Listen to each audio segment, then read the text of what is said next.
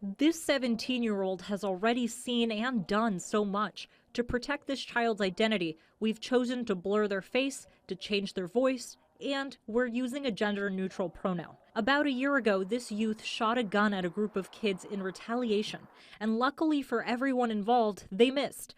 Now they're choosing to take a different path. I want to get out of the street life. Having done a stint in juvenile hall, It's hard. It's cold. You ain't got nobody to talk to. now on probation, this child sharing their story with KATU to help us understand why kids seek out guns, what drives them to pull the trigger, and to better understand how to prevent it from happening in the first place.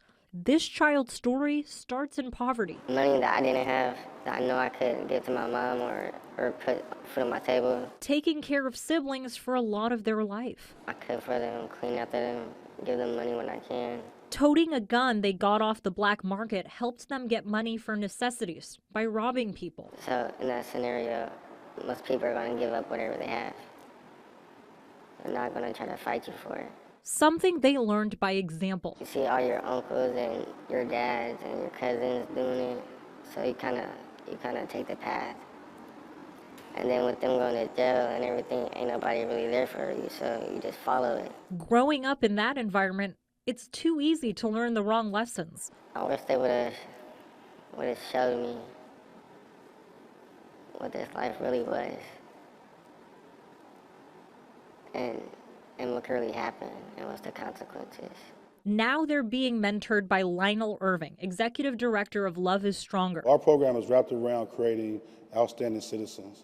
And the reason being is we deal with gang descendants, so they're the potential next shooters. Irving knows that life because he lived it at 18 years old. Yeah, I shot and killed a young man named Tommy Brockman.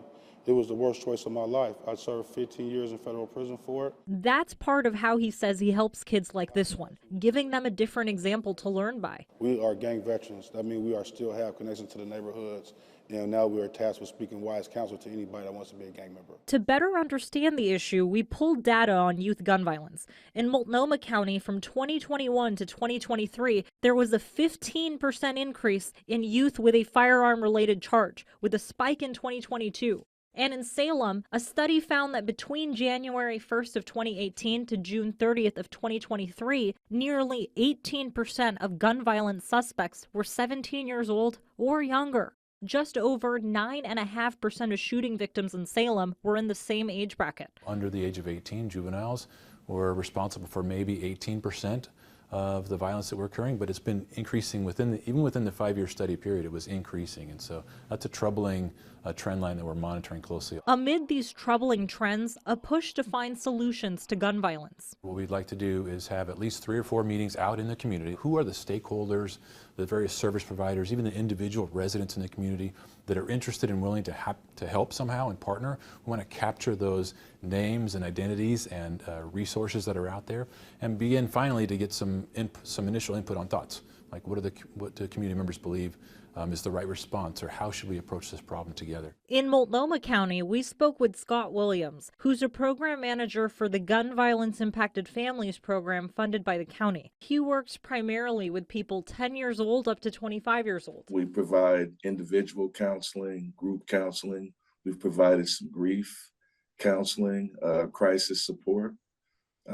We've provided a lot of crisis support. All these services come at no cost to the client. To find these clients, part of their approach is to go out into the community. We have extensive outreach that we do to meet people where they are.